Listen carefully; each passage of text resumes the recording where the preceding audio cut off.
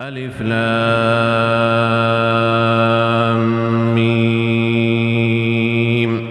ذلك الكتاب لا ريب فيه هدى للمتقين الذين يؤمنون بالغيب ويقيمون الصلاة ومما رزقناهم ينفقون والذين يؤمنون بما أنزل إليك وما أنزل من قبلك وبالآخرة هم يوقنون أولئك على هدى من ربهم وأولئك هم المفلحون إن الذين كفروا سواء عليهم أأنذرتهم أم لم تنذرهم لا يؤمنون ختم الله على قلوبهم وعلى سمعهم وعلى أبصارهم غشاوة ولهم عذاب عظيم ومن الناس من يقول آمنا بالله وباليوم الآخر وما هم بمؤمنين يخادعون الله والذين آمنوا وما يخدعون إلا أنفسهم وما يشعرون في قلوبهم مرض فزادهم الله مرضا ولهم عذاب أليم بما كانوا يكذبون وإذا قيل لهم لا تفسدوا في الأرض قالوا إنما نحن مصلحون ألا إنهم هم المفسدون ولكن لا يشعرون وإذا قيل لهم آمنوا كما آمن الناس قالوا أنؤمن كما آمن السفهاء ألا إنهم هم السفهاء ولكن لا يعلمون وإذا لقوا الذين آمنوا قالوا آمنا وإذا خلوا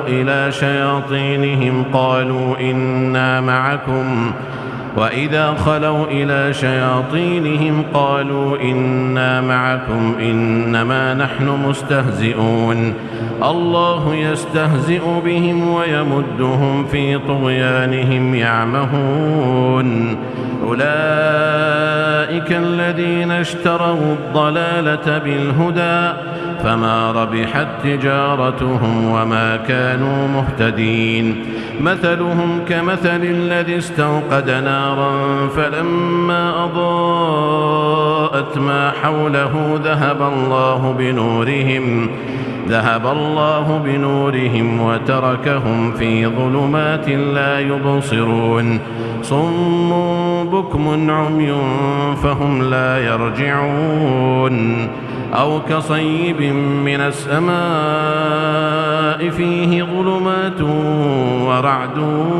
وبرق يجعلون أصابعهم في آذانهم من الصواعق حذر الموت والله محيط بالكافرين يكاد البرق يخطف أبصارهم كلما أضاء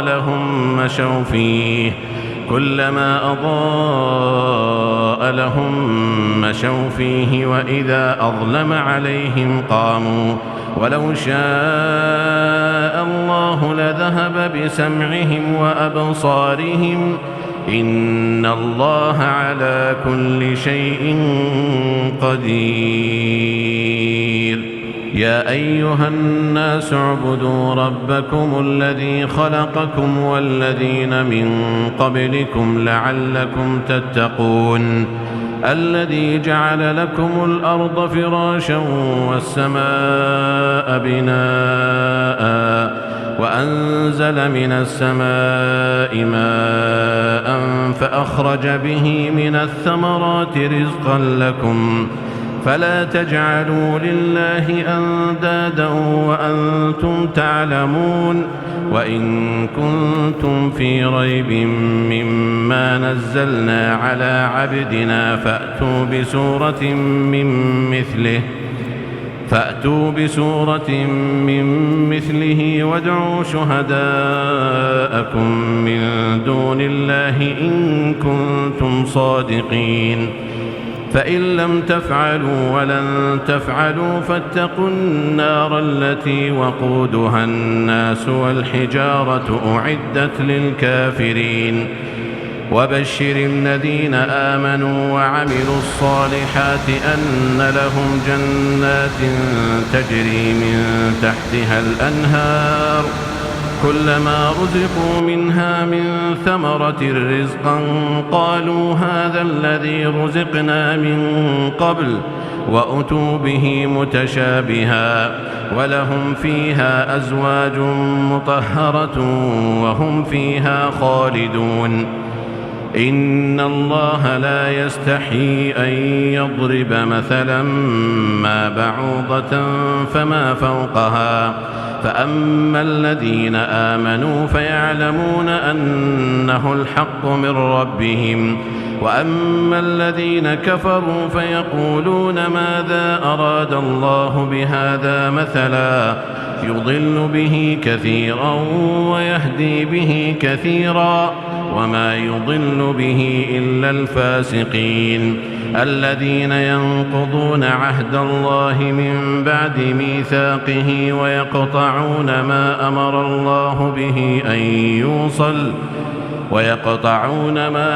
الله به أن يوصل ويفسدون في الأرض أولئك هم الخاسرون كيف تكفرون بالله وكنتم أمواتا فأحياكم ثم يميتكم ثم يحييكم ثم إليه ترجعون هو الذي خلق لكم ما في الأرض جميعا ثم استوى إلى السماء فسواهن 7 سماوات وهو بكل شيء عليم وإذ قال ربك للملائكة إني جاعل في الأرض خليفة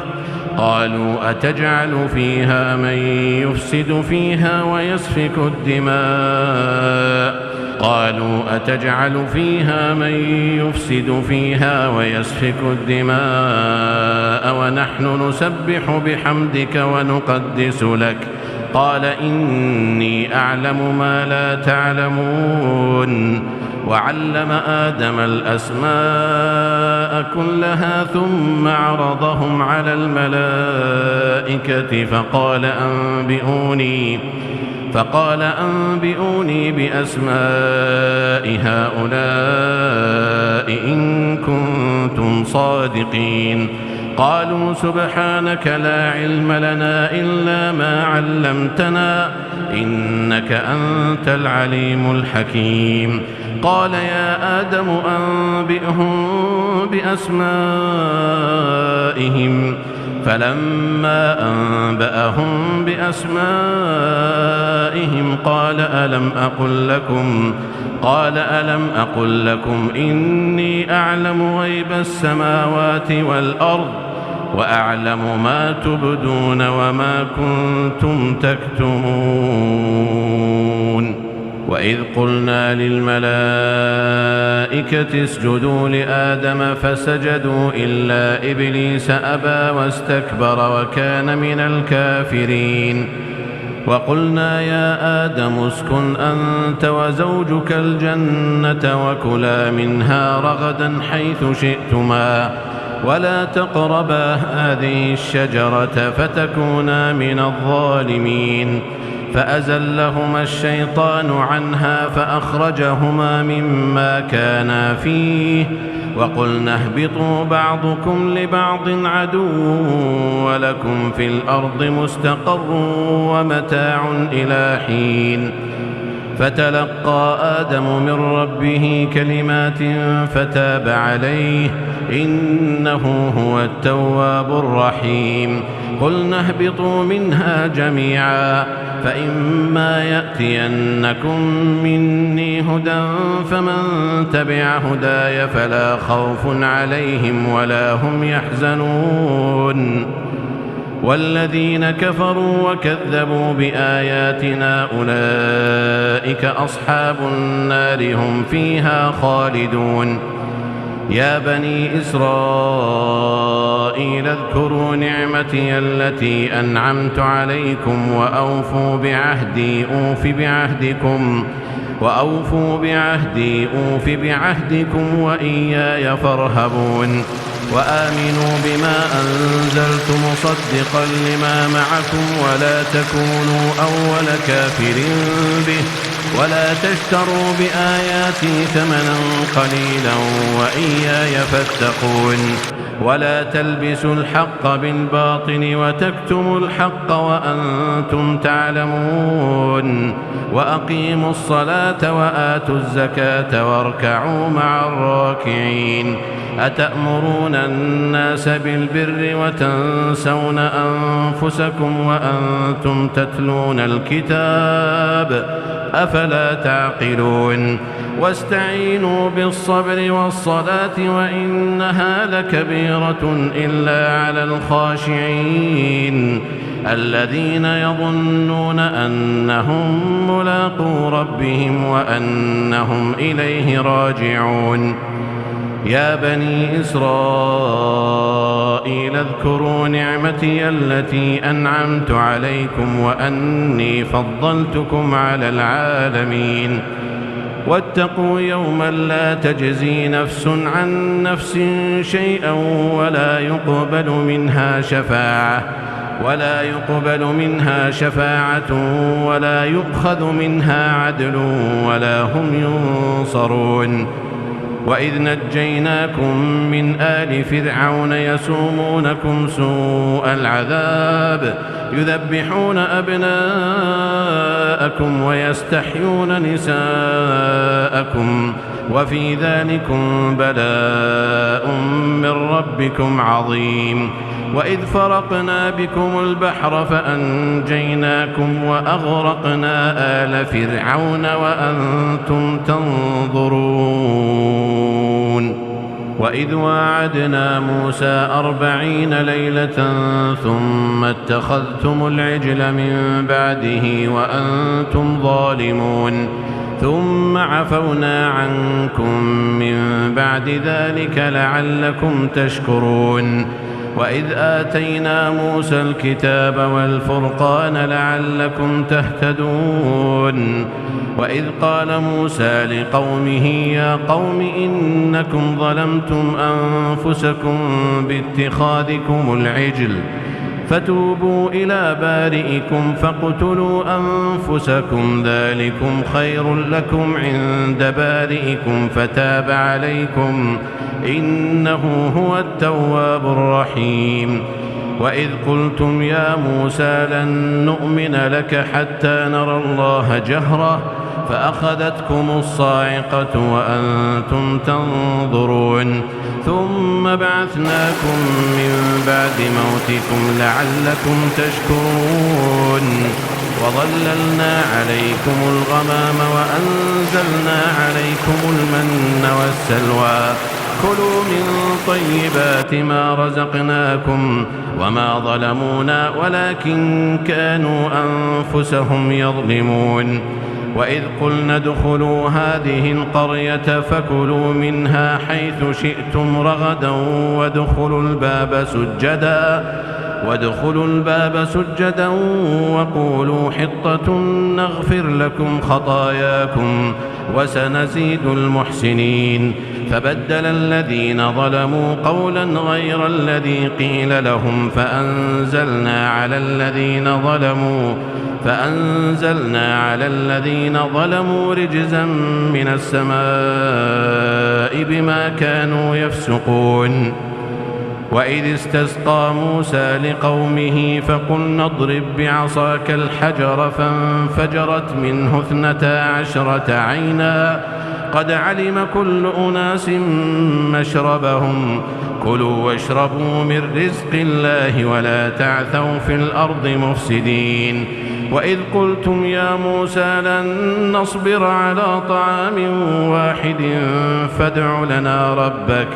فادع لنا ربك يخرج لنا مما تنبت الأرض من بقلها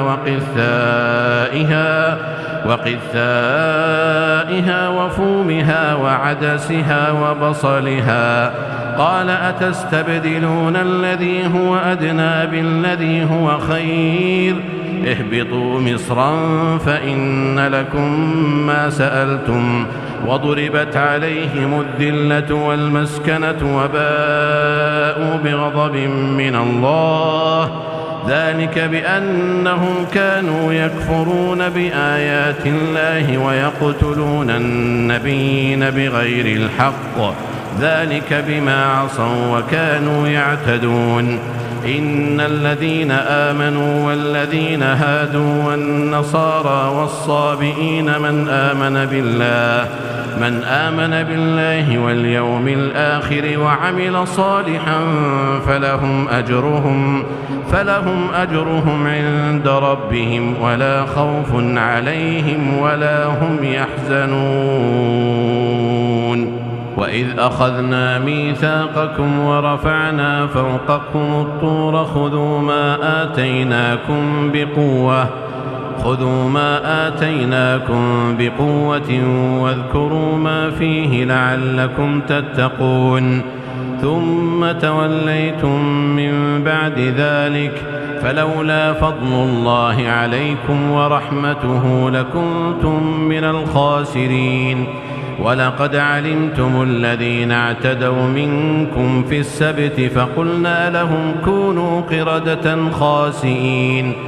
فجعلناها نكالا لما بين يديها وما خلفها وموعظة للمتقين. وإذ قال موسى لقومه إن الله يأمركم أن تذبحوا بقرة قالوا أتتخذنا هزوا قال أعوذ بالله أن أكون من الجاهلين. قالوا ادع لنا ربك يبين لنا ما هي قال إنه يقول إنها بقرة لا فارض ولا بكر عوان بين ذلك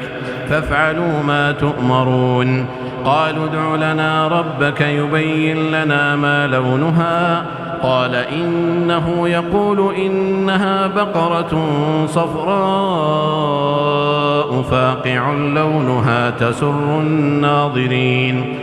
قالوا ادع لنا ربك يبين لنا ما هي إن البقرة تشابه علينا وإنا إن شاء الله لمهتدون. قال إنه يقول إنها بقرة لا ذلول تثير الأرض ولا تسقي الحرث مسلمة لا شية فيها. قالوا الآن جئت بالحق فذبحوها وما كادوا يفعلون. وإذ قتلتم نفسا فادارأتم فيها والله مخرج ما كنتم تكتمون. فقلنا اضربوه ببعضها كذلك يحيي الله الموتى ويريكم آياته لعلكم تعقلون. ثم قست قلوبكم من بعد ذلك فهي كالحجارة أو أشد قسوة وإن من الحجارة لما يتفجر منه الأنهار وإن منها لما يشقق فيخرج منه الماء وإن منها لما يهبط من خشية الله وما الله بغافل عما تعملون. أفتطمعون أن يؤمنوا لكم وقد كان فريق منهم يسمعون كلام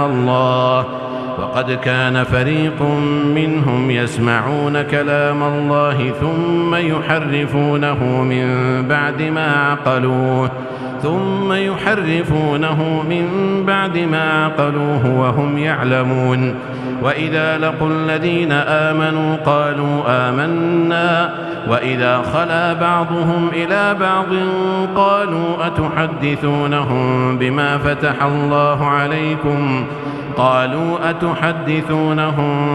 فتح الله عليكم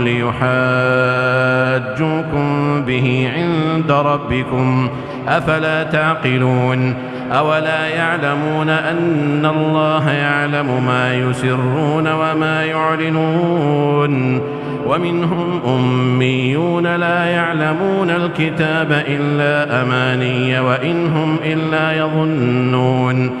فويل للذين يكتبون الكتاب بأيديهم ثم يقولون هذا من عند الله ليشتروا به ثمنا قليلا فويل لهم مما كتبت أيديهم وويل لهم مما يكسبون وقالوا لن تمسنا النار إلا أياما معدودة قل أتخذتم عند الله عهدا فلن يخلف الله عهده أم تقولون على الله ما لا تعلمون بلى من كسب سيئة وأحاطت به خطيئته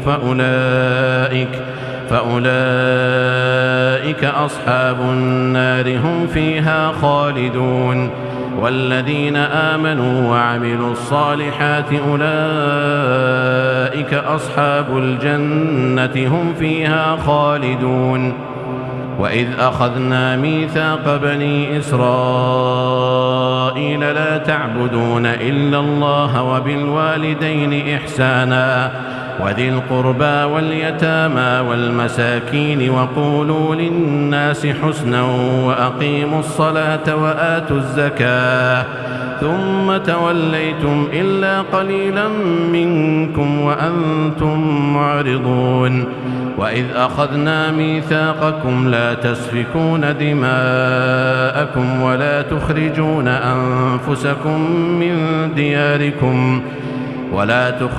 أنفسكم من دياركم ثم أقررتم وأنتم تشهدون ثم أنتم هؤلاء تقتلون أنفسكم وتخرجون فريقا منكم من ديارهم تظاهرون عليهم بالإثم والعدوان وإن يأتوكم أسارى تفادوهم وهو محرم عليكم إخراجهم أفتؤمنون ببعض الكتاب وتكفرون ببعض فما جزاء من يفعل ذلك منكم إلا خزي في الحياة الدنيا ويوم القيامة يردون إلى أشد العذاب وما الله بغافل عما تعملون أولئك الذين اشتروا الحياة الدنيا بالآخرة فلا يخفف عنهم العذاب ولا هم ينصرون ولقد آتينا موسى الكتاب وقفينا من بعده بالرسل وآتينا عيسى ابن مريم البينات وأيدناه بروح القدس أفكلما جاءكم رسول بما لا تهوى أنفسكم استكبرتم ففريقا كذبتم وفريقا تقتلون وقالوا قلوبنا غلف بل لعنهم الله بكفرهم فقليلا ما يؤمنون ولما جاءهم كتاب من عند الله مصدق لما معهم وكانوا من قبل يستفتحون على الذين كفروا فلما جاءهم ما عرفوا كفروا به فلعنة الله على الكافرين بئس ما اشتروا به أنفسهم أن يكفروا بما أنزل الله بغيا أن ينزل الله من فضله على من يشاء من عباده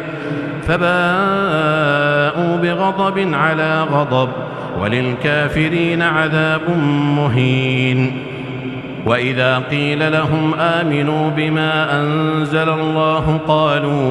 قالوا نؤمن بما أنزل علينا ويكفرون بما وراءه وهو الحق مصدقا لما معهم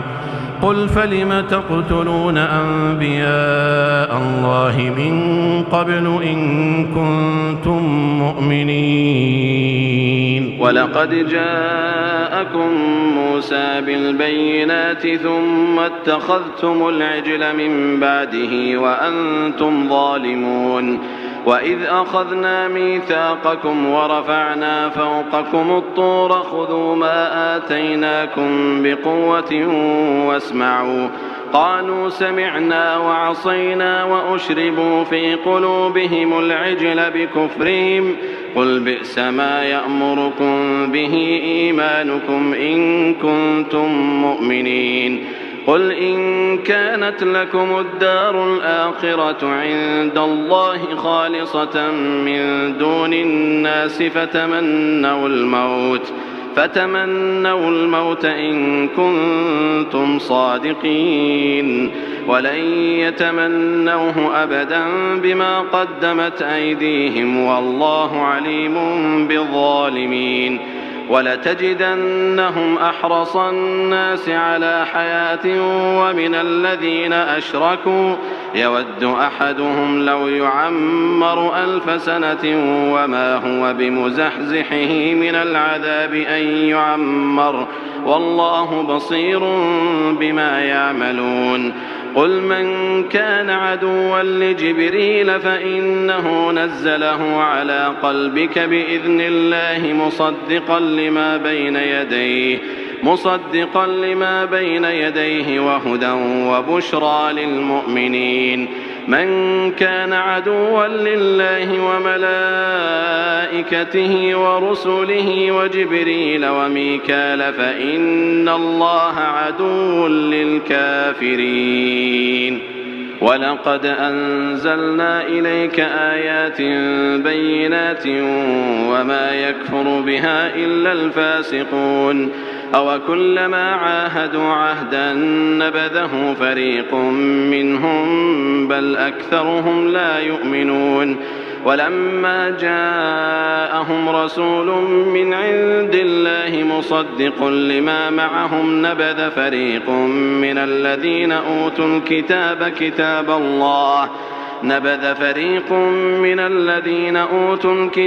كتاب الله وراء ظهورهم كأنهم لا يعلمون. واتبعوا ما تتلو الشياطين على ملك سليمان وما كفر سليمان ولكن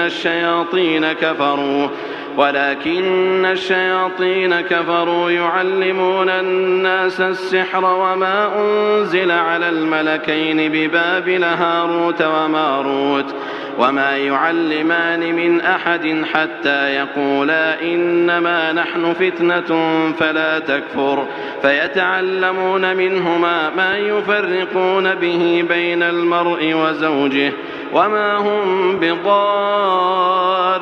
به من أحد إلا بإذن الله ويتعلمون ما يضرهم ولا ينفعهم ولقد علموا لمن اشتراه ما له في الآخرة من خلاق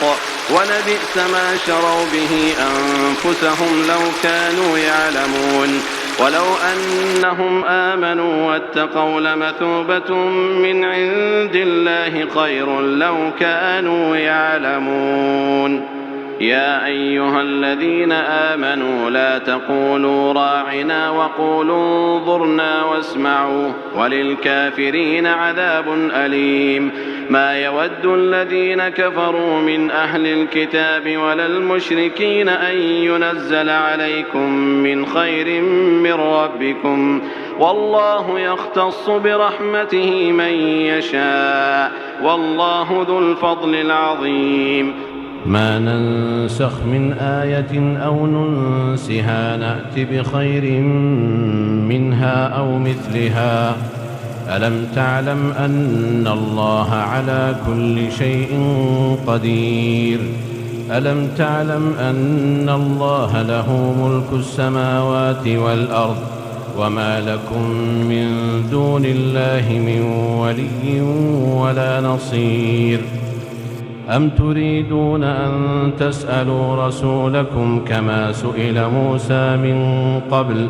ومن يتبدل الكفر بالإيمان فقد ضل سواء السبيل. ود كثير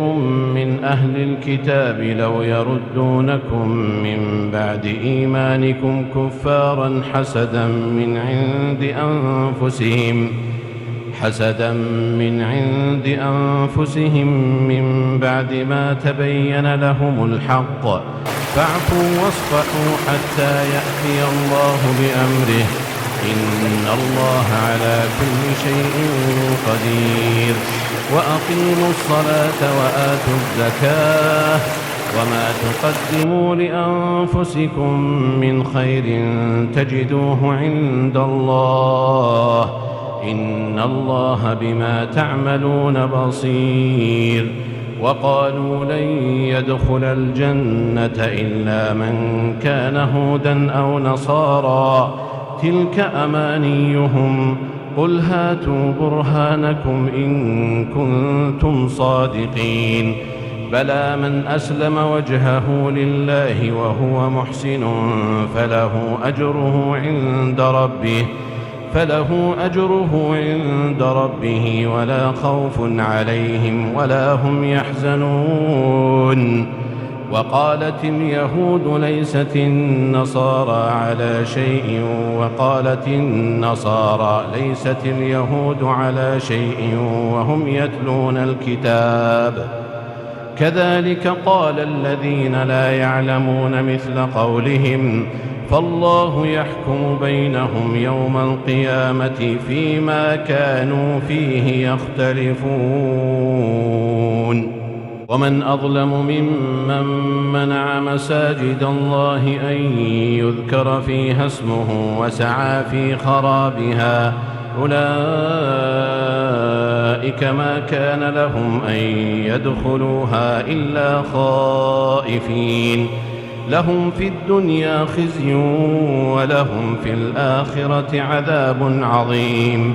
ولله المشرق والمغرب فأينما تولوا فثم وجه الله إن الله واسع عليم. وقالوا اتخذ الله ولدا سبحانه بل له ما في السماوات والأرض كل له قانتون. بديع السماوات والأرض وإذا قضى أمرا فإنما يقول له كن فيكون. وقال الذين لا يعلمون لولا يكلمنا الله أو تأتينا آية كذلك قال الذين من قبلهم مثل قولهم تشابهت قلوبهم قد بينا الآيات لقوم يوقنون. إنا أرسلناك بالحق بشيرا ونذيرا ولا تسأل عن أصحاب الجحيم. ولن ترضى عنك اليهود ولا النصارى حتى تتبع ملتهم قل إن هدى الله هو الهدى ولئن اتبعت أهواءهم بعد الذي جاءك من العلم ما لك من الله من ولي ولا نصير. الذين آتيناهم الكتاب يتلونه حق تلاوته أولئك يؤمنون به ومن يكفر به فأولئك هم الخاسرون. يا بني إسرائيل اذكروا نعمتي التي أنعمت عليكم وأني فضلتكم على العالمين. واتقوا يوما لا تجزي نفس عن نفس شيئا ولا يقبل منها عدل ولا تنفعها شفاعة ولا هم ينصرون. وإذ ابتلى إبراهيم ربه بكلمات فأتمهن قال إني جاعلك للناس إماما قال ومن ذريتي قال لا ينال عهد الظالمين. وإذ جعلنا البيت مثابة للناس وأمنا واتخذوا من مقام إبراهيم مصلى وعهدنا إلى إبراهيم وإسماعيل أن طهر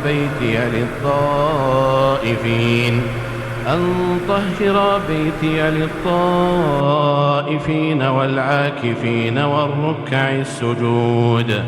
وإذ قال إبراهيم رب اجعل هذا بلدا آمنا وارزق أهله من الثمرات من آمن منهم بالله واليوم الآخر قال ومن كفر فأمتعه قليلا ثم أضطره إلى عذاب النار وبئس المصير. وإذ يرفع إبراهيم القواعد من البيت وإسماعيل ربنا تقبل منا إنك أنت السميع العليم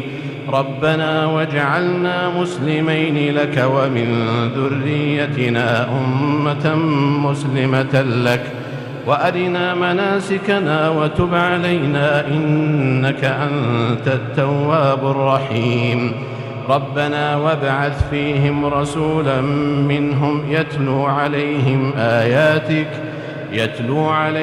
آياتك ويعلمهم الكتاب والحكمة ويزكيهم إنك أنت العزيز الحكيم. ومن يرغب عن ملة إبراهيم إلا من سفه نفسه ولقد اصطفيناه في الدنيا وإنه في الآخرة لمن الصالحين.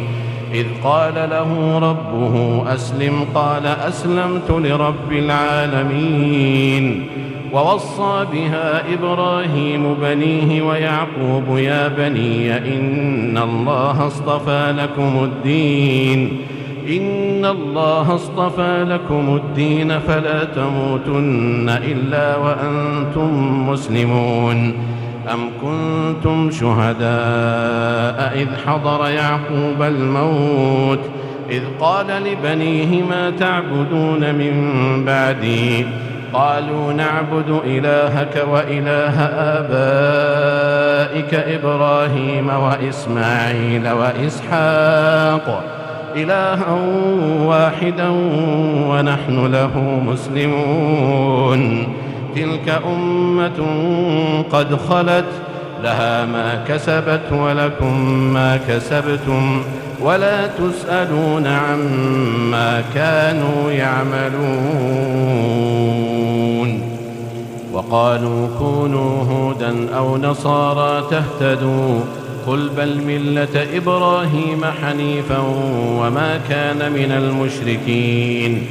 قولوا آمنا بالله وما أنزل إلينا وما أنزل إلى إبراهيم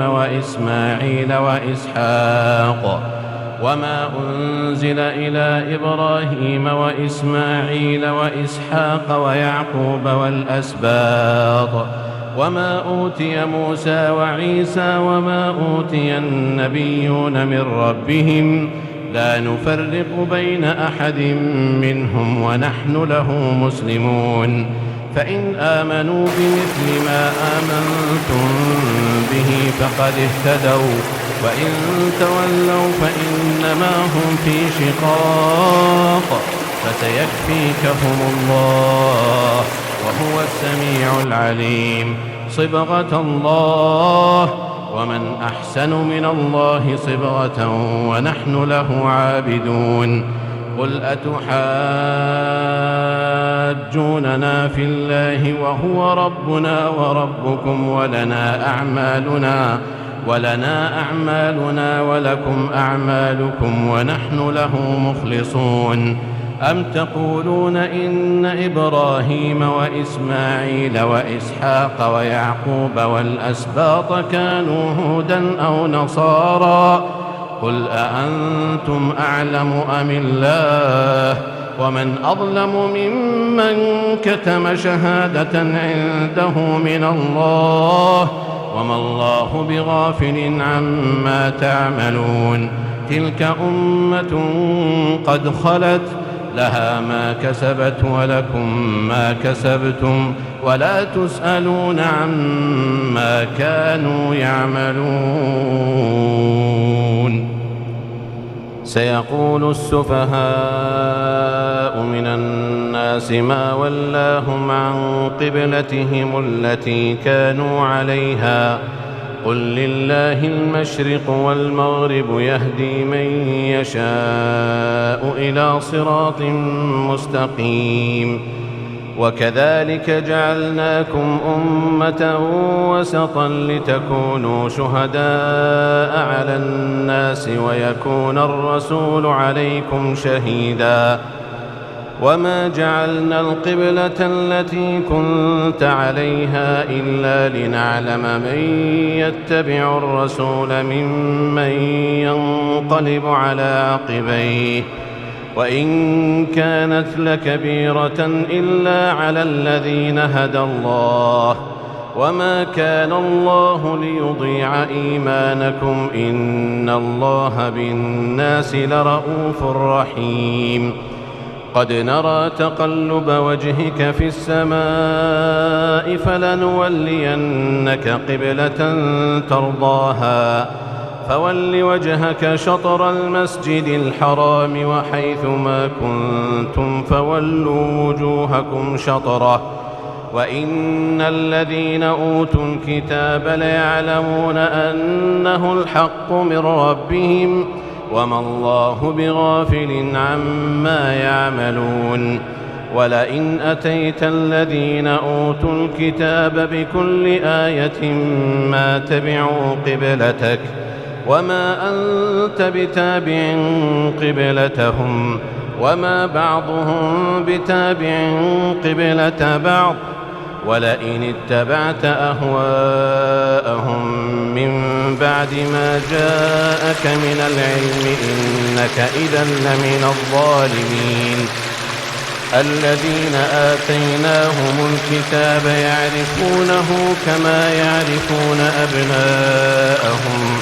وإن فريقا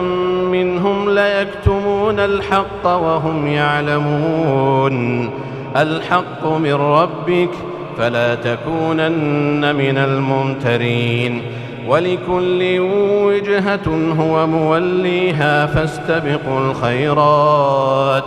أينما تكونوا يأت بكم الله جميعا إن الله على كل شيء قدير ومن حيث خرجت فول وجهك شطر المسجد الحرام وإنه للحق من ربك وما الله بغافل عما تعملون ومن حيث خرجت فول وجهك شطر المسجد الحرام وحيث ما كنتم فولوا وجوهكم شطره لئلا يكون للناس عليكم حجة إلا الذين ظلموا منهم لئلا يكون للناس عليكم حجة إلا الذين ظلموا منهم فلا تخشوهم واخشوني ولأتم نعمتي عليكم ولعلكم تهتدون كما أرسلنا فيكم رسولا منكم يتلو عليكم آياتنا ويزكيكم ويعلمكم الكتاب والحكمة ويعلمكم ما لم تكونوا تعلمون فاذكروني أذكركم واشكروا لي ولا تكفرون يا أيها الذين آمنوا استعينوا بالصبر والصلاة إن الله مع الصابرين ولا تقولوا لمن يقتل في سبيل الله أموات بل أحياء ولكن لا تشعرون ولنبلونكم بشيء من الخوف والجوع ونقص من الأموال والأنفس والثمرات وبشر الصابرين الذين إذا أصابتهم مصيبة قالوا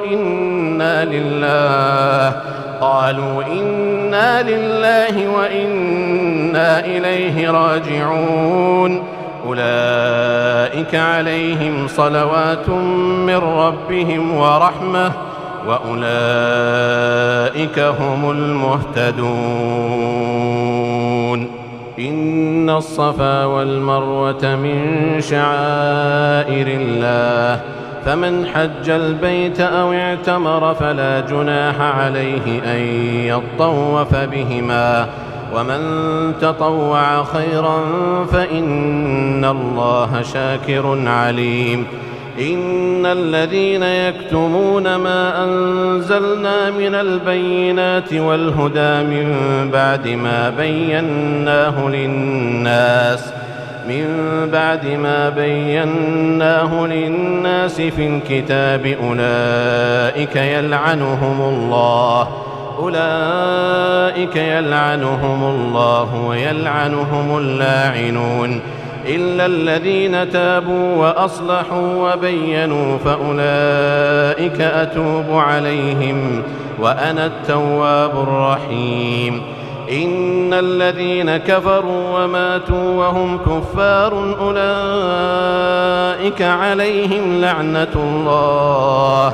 أولئك عليهم لعنة الله والملائكة والناس أجمعين خالدين فيها لا يخفف عنهم العذاب ولا هم ينظرون وإلهكم إله واحد لا إله إلا هو الرحمن الرحيم إن في خلق السماوات والأرض واختلاف الليل والنهار والفلك التي تجري في البحر بما ينفع الناس وما أنزل الله من السماء من ماء فأحيا به الأرض بعد موتها وبث فيها من كل دابة وتصريف الرياح والسحاب المسخر بين السماء والأرض لآيات لقوم يعقلون ومن الناس من يتخذ من دون الله أندادا يحبونهم كحب الله والذين آمنوا أشد حبا لله ولو يرى الذين ظلموا إذ يرون العذاب أن القوة لله جميعا وأن الله شديد العذاب إذ تبرأ الذين اتبعوا من الذين اتبعوا ورأوا العذاب وتقطعت بهم الأسباب وقال الذين اتبعوا لو أن لنا كرة فنتبرأ منهم كما تبرأوا منا كذلك يريهم الله أعمالهم حسرات عليهم وما هم بخارجين من النار يا أيها الناس كلوا مما في الأرض حلالا طيبا ولا تتبعوا خطوات الشيطان إنه لكم عدو مبين إنما يأمركم بالسوء والفحشاء وأن تقولوا على الله ما لا تعلمون وإذا قيل لهم اتبعوا ما أنزل الله قالوا بل نتبع ما ألفينا عليه آباءنا أولو كان آباؤهم لا يعقلون شيئا ولا يهتدون ومثل الذين كفروا كمثل الذي ينعق بما لا يسمع إلا دعاء ونداء صم بكم عمي فهم لا يعقلون يا أيها الذين آمنوا كلوا من طيبات ما رزقناكم واشكروا لله إن كنتم إياه تعبدون إنما حرم عليكم الميتة والدم ولحم الخنزير وما أهل به لغير الله، فمن اضطر غير باغ ولا عاد فلا إثم عليه، إن الله غفور رحيم. إن الذين يكتمون ما أنزل الله من الكتاب ويشترون به ثمنا قليلا أولئك ما يأكلون في بطونهم إلا النار، ولا يكلمهم الله يوم القيامة ولا يزكيهم ولهم عذاب أليم. أولئك الذين اشتروا الضلالة بالهدى والعذاب بالمغفرة، فما أصبرهم على النار، ذلك بأن الله نزل الكتاب بالحق وإن الذين اختلفوا في الكتاب لفي شقاق بعيد. ليس البر أن تولوا وجوهكم قبل المشرق والمغرب ولكن البر من آمن بالله واليوم الآخر والملائكة والكتاب والنبيين، وآتى المال على حبه ذوي القربى واليتامى والمساكين وابن السبيل والسائلين وفي الرقاب وأقام الصلاة وآتى الزكاة والموفون بعهدهم إذا عاهدوا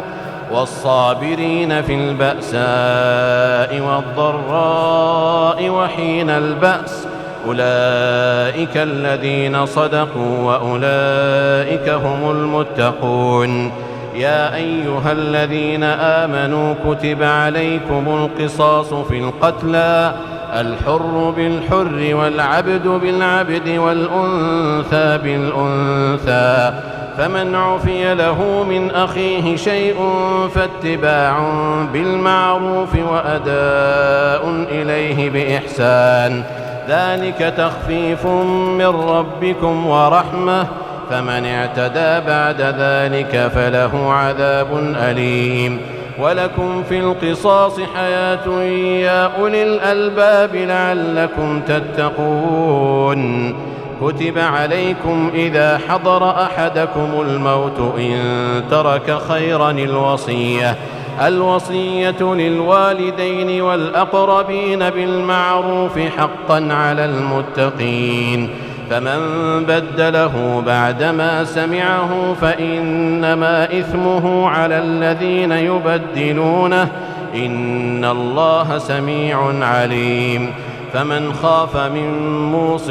جنفا أو إثما فأصلح بينهم فلا إثم عليه، إن الله غفور رحيم. يا أيها الذين آمنوا كتب عليكم الصيام كما كتب على الذين من قبلكم لعلكم تتقون، أياما معدودات، فمن كان منكم مريضا أو على سفر فعدة من أيام أخر، وعلى الذين يطيقونه فدية طعام مسكين، فمن تطوع خيرا فهو خير له، وأن تصوموا خير لكم إن كنتم تعلمون. شهر رمضان الذي أنزل فيه القرآن هدى للناس وبينات من الهدى والفرقان، فمن شهد منكم الشهر فليصم، ومن كان مريضا أو على سفر فعدة من أيام أخر، يريد الله بكم اليسر ولا يريد بكم العسر، ولتكملوا العدة ولتكبروا الله على ما هداكم ولعلكم تشكرون. وإذا سألك عبادي عني فإني قريب أجيب دعوة الداع إذا دعان، فليستجيبوا لي وليؤمنوا بي لعلهم يرشدون. أحل لكم ليلة الصيام الرفث إلى نسائكم هن لباس لكم وأنتم لباس لهن علم الله أنكم كنتم تختانون أنفسكم فتاب عليكم وعفى عنكم فالآن باشروهن وابتغوا ما كتب الله لكم وكلوا واشربوا حتى يتبين لكم الخيط الأبيض من الخيط الأسود من الفجر ثم أتموا الصيام إلى الليل ولا تباشروهن وأنتم عاكفون في المساجد تلك حدود الله فلا تقربوها كذلك يبين الله آياته للناس لعلهم يتقون ولا تأكلوا أموالكم بينكم بالباطل وتدلوا بها إلى الحكام لتأكلوا فريقا من أموال الناس بالإثم وأنتم تعلمون يسألونك عن الأهلة قل هي مواقيت للناس والحج وليس البر بأن تأتوا البيوت من ظهورها ولكن البر من اتقى وأتوا البيوت من أبوابها واتقوا الله لعلكم تفلحون وقاتلوا في سبيل الله الذين يقاتلونكم ولا تعتدوا إن الله لا يحب المعتدين واقتلوهم حيث ثقفتموهم وأخرجوهم من حيث أخرجوكم والفتنة أشد من القتل ولا تقاتلوهم عند المسجد الحرام حتى يقاتلوكم فيه فإن قاتلوكم فاقتلوهم كذلك جزاء الكافرين فإن انتهوا فإن الله غفور رحيم وقاتلوهم حتى لا تكون فتنة ويكون الدين لله فإن انتهوا فلا عدوان إلا على الظالمين الشهر الحرام بالشهر الحرام والحرمات قصاص فمن اعتدى عليكم فاعتدوا عليه بمثل ما اعتدى عليكم واتقوا الله واعلموا أن الله مع المتقين وأنفقوا في سبيل الله ولا تلقوا بأيديكم إلى التهلكة وأحسنوا إن الله يحب المحسنين وأتموا الحج والعمرة لله فإن أحصرتم فما استيسر من الهدي ولا تحلقوا رؤوسكم حتى يبلغ الهدي محله فمن كان منكم مريضا أو به أذى من رأسه ففدية من صيام أو صدقة أو نسك فإذا أمنتم فمن تمتع بالعمرة إلى الحج فما استيسر من الهدي فمن لم يجد فصيام 3 أيام في الحج و7 إذا رجعتم تلك 10 كاملة ذلك لمن لم يكن أهله حاضر المسجد الحرام واتقوا الله واعلموا أن الله شديد العقاب الحج أشهر معلومات فمن فرض فيهن الحج فلا رفث ولا فسوق ولا جدال في الحج وما تفعلوا من خير يعلمه الله وتزودوا فإن خير الزاد التقوى واتقون يا أولي الألباب ليس عليكم جناح أن تبتغوا فضلا من ربكم فإذا أفضتم من عرفات فاذكروا الله عند المشعر الحرام واذكروه كما هداكم وإن كنتم من قبله لمن الضالين ثم أفيضوا من حيث أفاض الناس واستغفروا الله إن الله غفور رحيم. فإذا قضيتم مناسككم فاذكروا الله كذكركم آباءكم أو أشد ذكرا فمن الناس من يقول ربنا آتنا في الدنيا وما له في الآخرة من خلاق ومنهم من يقول ربنا آتنا في الدنيا حسنة وفي الآخرة حسنة وقنا عذاب النار أولئك لهم نصيب مما كسبوا والله سريع الحساب. واذكروا الله في أيام معدودات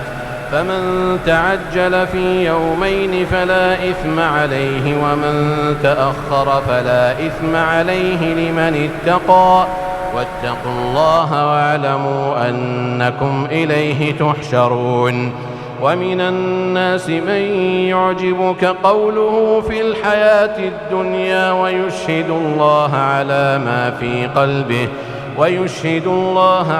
ما في قلبه وهو ألد الخصام وإذا تولى سعى في الأرض ليفسد فيها ويهلك الحرث والنسل والله لا يحب الفساد. وإذا قيل له اتق الله أخذته العزة بالإثم فحسبه جهنم ولبئس المهاد. ومن الناس من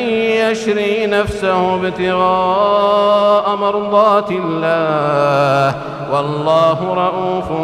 بالعباد. يا أيها الذين آمنوا ادخلوا في السلم كافة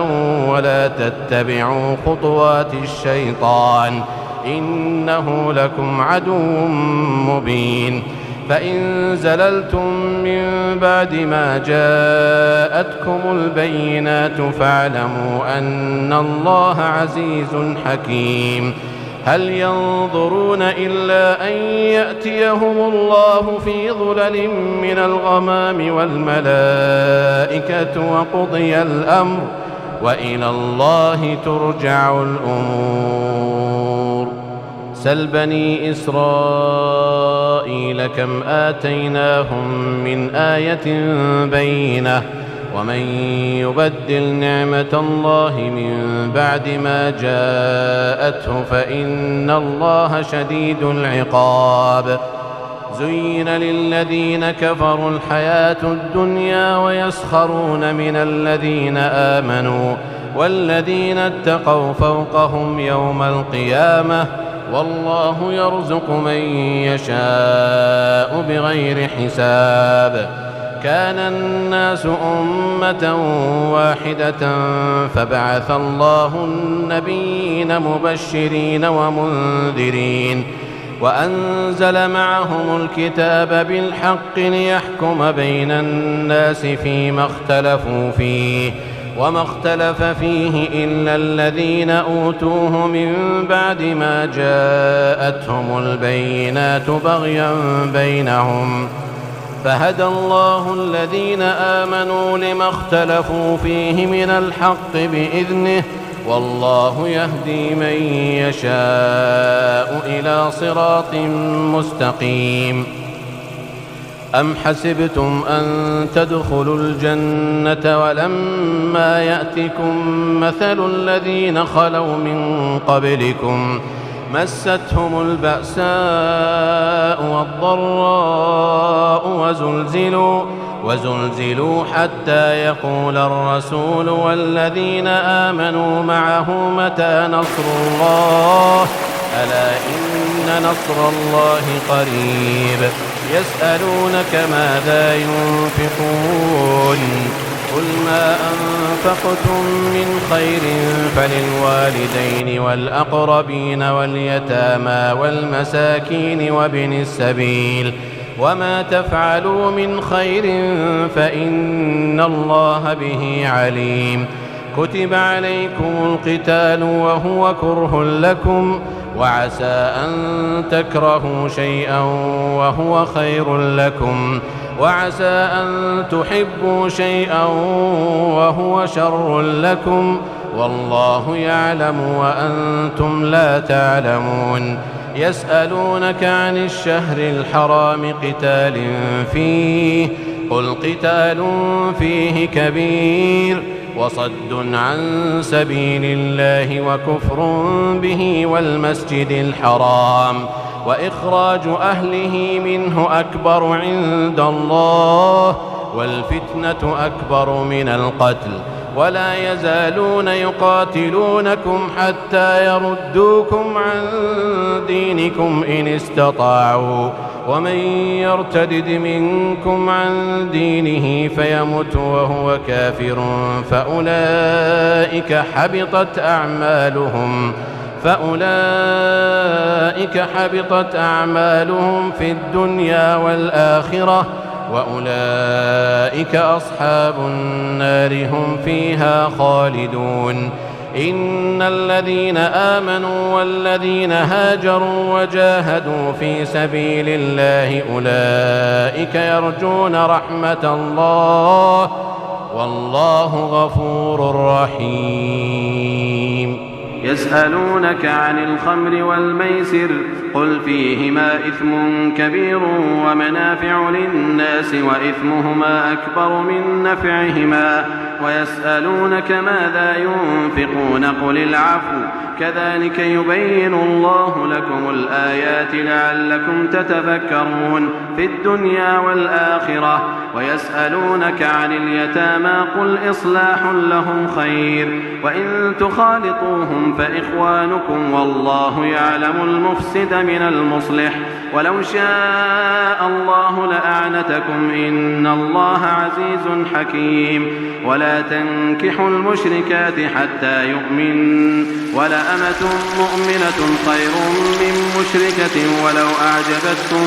ولا تنكحوا المشركين حتى يؤمنوا، ولعبد مؤمن خير من مشرك ولو أعجبكم، أولئك يدعون إلى النار والله يدعو إلى الجنة والمغفرة بإذنه، ويبين آياته للناس لعلهم يتذكرون. ويسألونك عن المحيض قل هو أذى فاعتزلوا النساء في المحيض ولا تقربوهن حتى يطهرن، فإذا تطهرن فأتوهن من حيث أمركم الله، إن الله يحب التوابين ويحب المتطهرين. نساؤكم حرث لكم فأتوا حرثكم أنى شئتم، وقدموا لأنفسكم واتقوا الله واعلموا أنكم ملاقوه وبشر المؤمنين. ولا تجعلوا الله عرضة لأيمانكم أن تبروا وتتقوا وتصلحوا بين الناس، والله سميع عليم. لا يؤاخذكم الله باللغو في أيمانكم ولكن يؤاخذكم بما كسبت قلوبكم، والله غفور حليم. للذين يؤلون من نسائهم تربص 4 أشهر، فإن فاءوا فإن الله غفور رحيم. وإن عزموا الطلاق فإن الله سميع عليم. والمطلقات يتربصن بأنفسهن 3 قروء، ولا يحل لهن أن يكتمن ما خلق الله في أرحامهن إن كن يؤمن بالله واليوم الآخر، وبعولتهن أحق بردهن في ذلك إن أرادوا إصلاحا، ولهن مثل الذي عليهن بالمعروف، وللرجال عليهن درجة، والله عزيز حكيم. الطلاق 2 فإمساك بمعروف أو تسريح بإحسان، ولا يحل لكم أن تأخذوا مما آتيتموهن شيئا إلا أن يخافا ألا يقيما حدود الله، فإن خفتم ألا يقيما حدود الله فلا جناح عليهما فيما افتدت به، تلك حدود الله فلا تعتدوها، ومن يتعد حدود الله فأولئك هم الظالمون. فإن طلقها فلا تحل له من بعد حتى تنكح زوجا غيره، فإن طلقها فلا جناح عليهما أن يتراجعا إن ظنا أن يقيما حدود الله، وتلك حدود الله يبينها لقوم يعلمون. وإذا طلقتم النساء فبلغن أجلهن فأمسكوهن بمعروف أو سرحوهن بمعروف، ولا تمسكوهن ضرارا لتعتدوا، ومن يفعل ذلك فقد ظلم نفسه. ولا تتخذوا آيات الله هزوا، واذكروا نعمة الله عليكم وما أنزل عليكم من الكتاب والحكمة يعظكم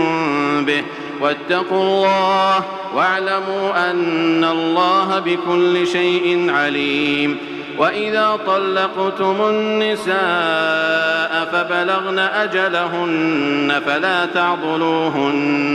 فلا تعضلوهن أن ينكحن أزواجهن إذا تراضوا بينهم بالمعروف،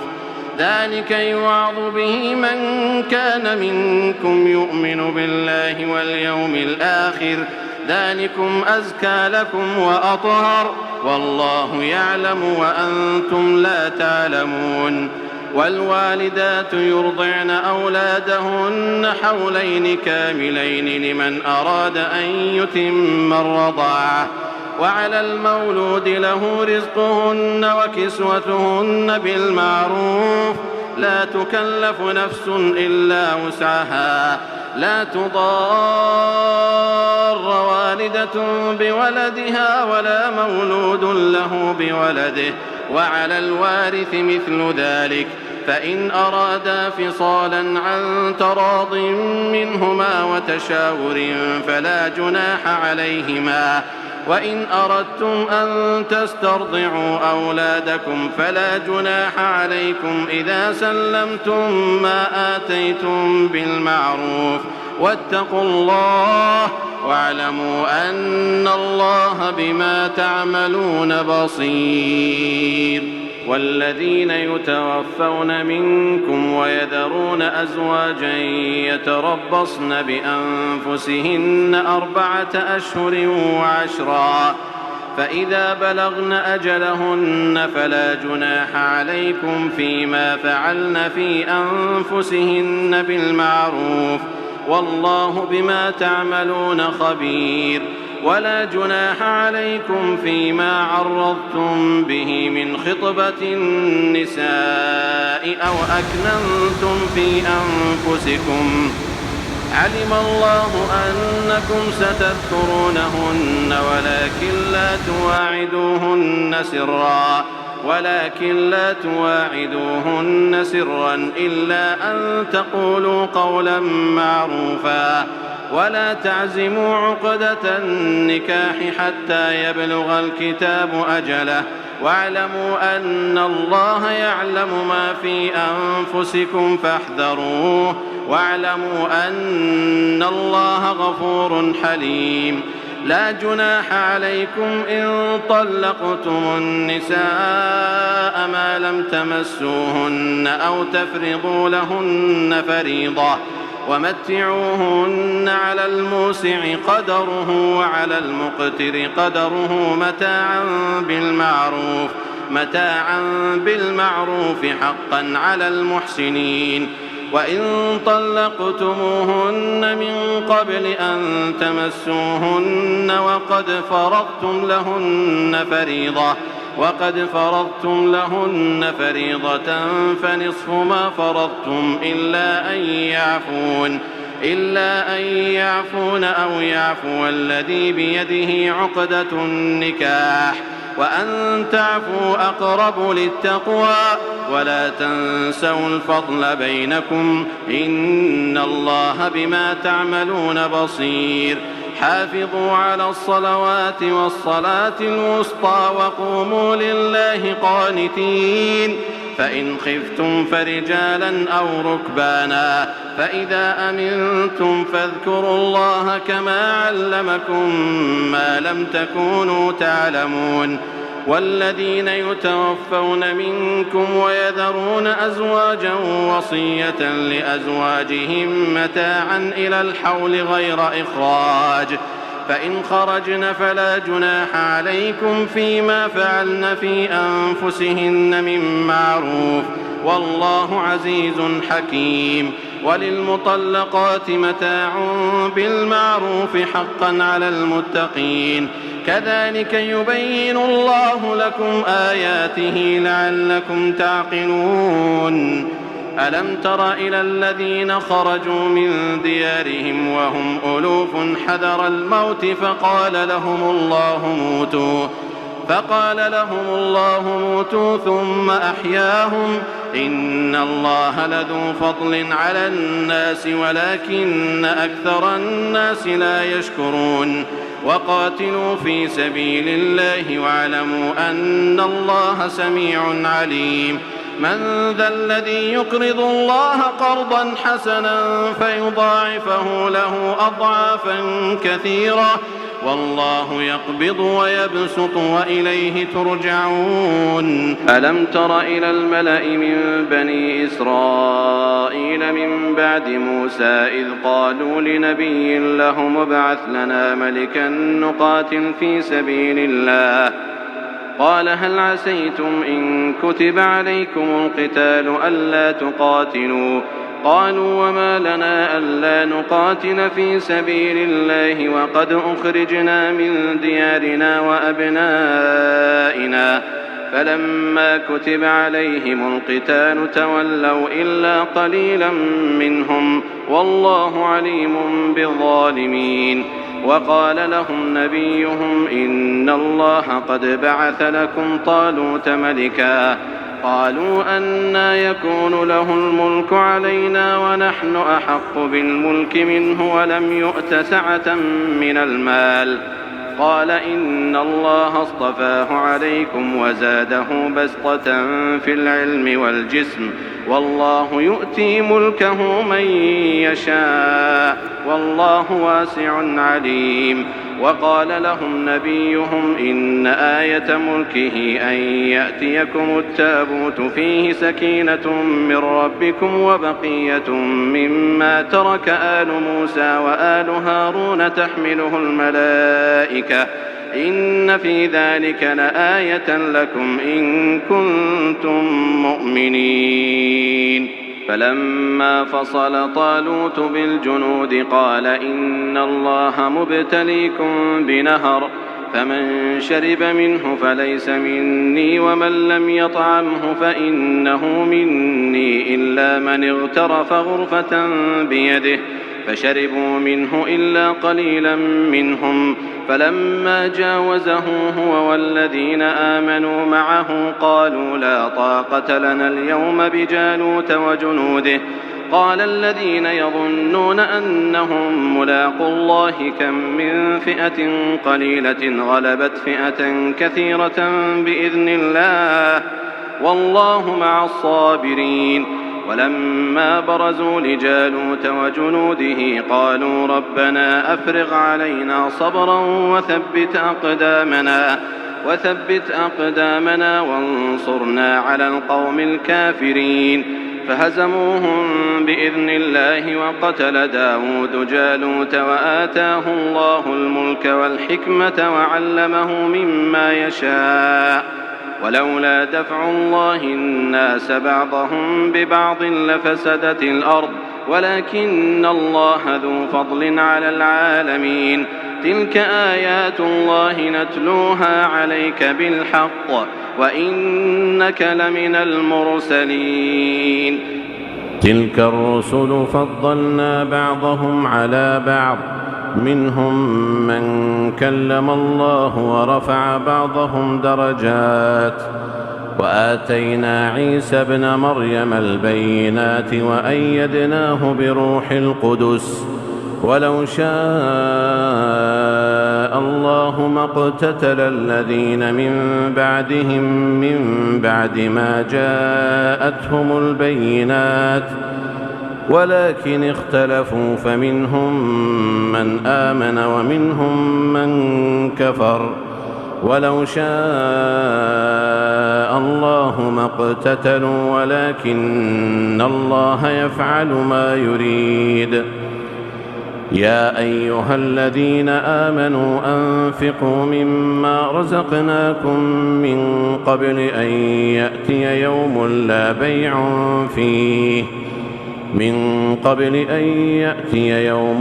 بيع فيه ولا خلة ولا شفاعة والكافرون هم الظالمون. الله لا إله إلا هو الحي القيوم لا تأخذه سنة ولا نوم له ما في السماوات وما في الأرض من ذا الذي يشفع عنده إلا بإذنه يعلم ما بين أيديهم وما خلفهم ولا يحيطون بشيء من علمه إلا بما شاء وسع كرسيه السماوات والأرض ولا يؤوده حفظهما وهو العلي العظيم. لا إكراه في الدين قد تبين الرشد من الغي فمن يكفر بالطاغوت ويؤمن بالله فقد استمسك بالعروة الوثقى لا انفصام لها والله سميع عليم. الله ولي الذين آمنوا يخرجهم من الظلمات إلى النور والذين كفروا أولياؤهم الطاغوت يخرجونهم من النور إلى الظلمات أولئك أصحاب النار هم فيها خالدون. ألم تر إلى الذي حاج إبراهيم في ربه أن آتاه الله الملك إذ قال إبراهيم ربي الذي يحيي ويميت قال أنا أحيي وأميت قال إبراهيم فإن الله يأتي بالشمس من المشرق فأت بها من المغرب فبهت الذي كفر والله لا يهدي القوم الظالمين. أو كالذي مر على قرية وهي خاوية على عروشها قال أنى يحيي هذه الله بعد موتها فأماته الله 100 عام ثم بعثه قال كم لبثت قال لبثت يوما قال كم لبثت قال لبثت يوما أو بعض يوم قال بل لبثت 100 عام فانظر إلى طعامك وشرابك لم يتسنه وانظر إلى حمارك ولنجعلك آية للناس وانظر إلى العظام كيف ننشزها ثم نكسوها لحما فلما تبين له قال أعلم أن الله على كل شيء قدير. وإذ قال إبراهيم رب أرني كيف تحيي الموتى قال أولم تؤمن قال بلى ولكن ليطمئن قلبي قال فخذ 4 من الطير فصرهن إليك ثم اجعل على كل جبل منهن جزءا ثم ادعهن يأتينك سعيا واعلم أن الله عزيز حكيم. مثل الذين ينفقون أموالهم في سبيل الله كمثل حبة أنبتت 7 سنابل في كل سنبلة 100 حبة والله يضاعف لمن يشاء والله واسع عليم. الذين ينفقون أموالهم في سبيل الله ثم لا يتبعون ما أنفقوا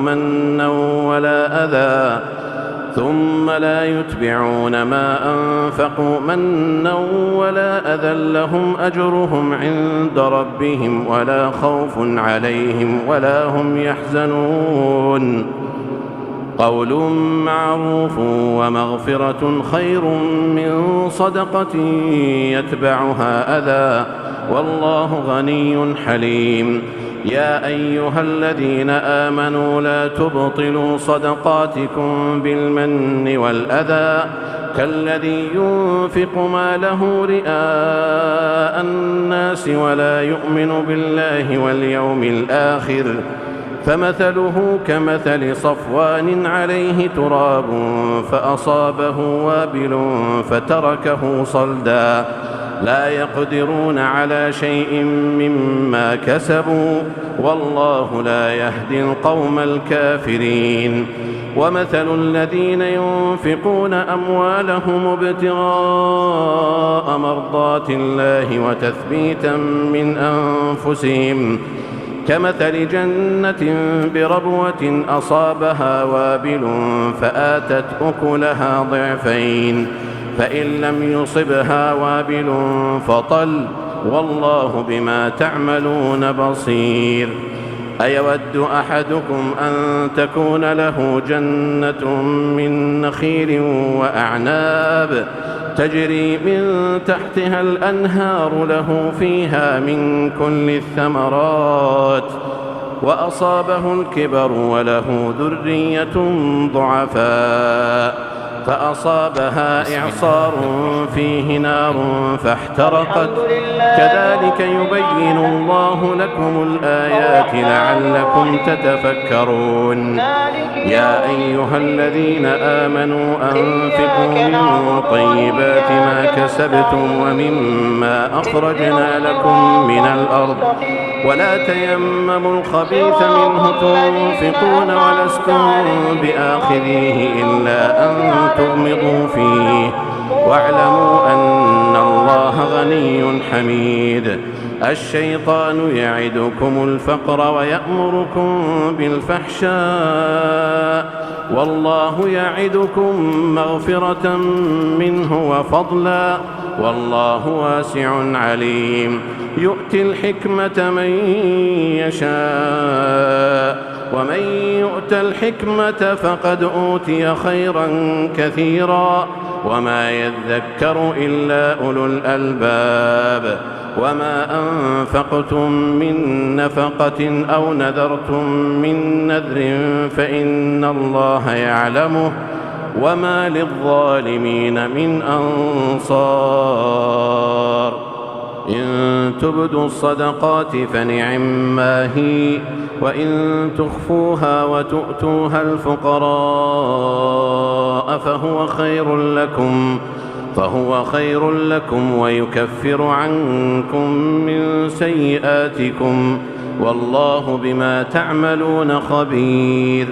ليس عليك هداهم ولكن الله يهدي من يشاء وما تنفقوا من خير فلأنفسكم وما تنفقون إلا ابتغاء وجه الله وما تنفقوا من خير يوفى إليكم وأنتم لا تظلمون. للفقراء الذين أحصروا في سبيل الله لا يستطيعون ضربا في الأرض يحسبهم الجاهل أغنياء من التعفف تعرفهم بسيماهم لا يسألون الناس إلحافا وما تنفقوا من خير فإن الله به عليم. الذين ينفقون أموالهم بالليل والنهار سرا وعلانية فلهم أجرهم عند ربهم ولا خوف عليهم ولا هم يحزنون. الذين يأكلون الربا لا يقومون إلا كما يقوم الذي يتخبطه الشيطان من المس، ذلك بأنهم قالوا إنما البيع مثل الربا وأحل الله البيع وحرم الربا. فمن جاءه موعظة من ربه فانتهى فله ما سلف وأمره إلى الله، ومن عاد فأولئك أصحاب النار هم فيها خالدون. يمحق الله الربا ويربي الصدقات والله لا يحب كل كفار أثيم. إن الذين آمنوا وعملوا الصالحات وأقاموا الصلاة وآتوا الزكاة لهم أجرهم عند ربهم ولا خوف عليهم ولا هم يحزنون. يا أيها الذين آمنوا اتقوا الله وذروا ما بقي من الربا إن كنتم مؤمنين، فإن لم تفعلوا فأذنوا بحرب من الله ورسوله، وإن تبتم فلكم رؤوس أموالكم لا تظلمون ولا تظلمون. وإن كان ذو عسرة فنظرة إلى ميسرة، وأن تصدقوا خير لكم إن كنتم تعلمون. واتقوا يوما ترجعون فيه إلى الله ثم توفى كل نفس ما كسبت وهم لا يظلمون. يا أيها الذين آمنوا إذا تداينتم بدين إلى أجل مسمى فاكتبوه، وليكتب بينكم كاتب بالعدل، ولا يأب كاتب أن يكتب كما علمه الله فليكتب، وليملل الذي عليه الحق وليتق الله ربه ولا يبخس منه شيئا. فإن كان الذي عليه الحق سفيها أو ضعيفا أو لا يستطيع أن يمل هو فليملل وليه بالعدل، واستشهدوا شهيدين من رجالكم، فإن لم يكونا رجلين فرجل وامرأتان ممن ترضون من الشهداء أن تضل إحداهما فتذكر إحداهما الأخرى. ولا يأبى الشهداء إذا ما دعوا، ولا تسأموا أن تكتبوه صغيرا أو كبيرا إلى أجله، ذلكم أقسط عند الله وأقوم للشهادة وأدنى ألا ترتابوا، إلا أن تكون تجارة حاضرة تديرونها بينكم فليس عليكم جناح ألا تكتبوها، وأشهدوا إذا تبايعتم، ولا يضار كاتب ولا شهيد، وإن تفعلوا فإنه فسوق بكم، واتقوا الله ويعلمكم الله، والله بكل شيء عليم. وإن كنتم على سفر ولم تجدوا كاتبا فرهان مقبوضة، فإن أمن بعضكم بعضا فليؤدي الذي اؤتمن أمانته وليتق الله ربه ولا تكتموا الشهادة، ومن يكتمها فإنه آثم قلبه، والله بما تعملون عليم. لله ما في السماوات وما في الأرض، وإن تبدوا ما في أنفسكم أو تخفوه يحاسبكم به الله، فيغفر لمن يشاء ويعذب من يشاء، والله على كل شيء قدير. آمن الرسول بما أنزل إليه من ربه والمؤمنون كل آمن بالله وملائكته وكتبه ورسله لا نفرق بين أحد من رسله وقالوا سمعنا وأطعنا غفرانك ربنا وإليك المصير. لا يكلف الله نفسا إلا وسعها لها ما كسبت وعليها ما اكتسبت ربنا لا تؤاخذنا إن نسينا أو أخطأنا ربنا ولا تحمل علينا إصرا كما حملته على الذين من قبلنا ربنا ولا تحملنا ما لا طاقة لنا به واعف عنا واغفر لنا وارحمنا أنت مولانا فانصرنا على القوم الكافرين.